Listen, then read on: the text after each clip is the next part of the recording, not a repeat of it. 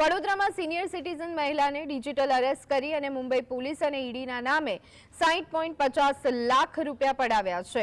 ભેજાબાજોએ મહિલાને કહ્યું હતું કે 1000 કરોડ રૂપિયાના ફ્રોડના કેસમાં તમારું નામ આવ્યું છે, જેથી બ્લેકમેલ કરી અને મહિલા પાસેથી નાણાં પડાવ્યા હતા। આ મામલે વડોદરા સાયબર ક્રાઇમ પોલીસ સ્ટેશનમાં ફરિયાદ નોંધાઈ છે।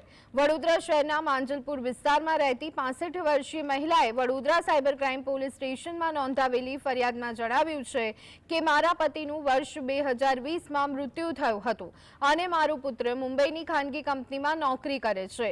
ગત 22 ઓક્ટોબરના રોજ બપોરે 32 કલાકે મને એક અજાણ્યા મોબાઈલ નંબર પરથી ફોન આવ્યો અને તેણે મને જણાવ્યું કે મારું નામ રોહન શર્મા છે અને હું અંધેરી પોલીસ સ્ટેશનમાંથી પોલીસ ઇન્સ્પેક્ટર વાત કરું છું અને રવિશંકર નામના વ્યક્તિએ મની લોન્ડરિંગ માટેનું 900 થી 1000 કરોડનું ફ્રોડ કર્યું છે એમ કહી અને મહિલાને ફસાવી પૈસા પડાવ્યા હતા।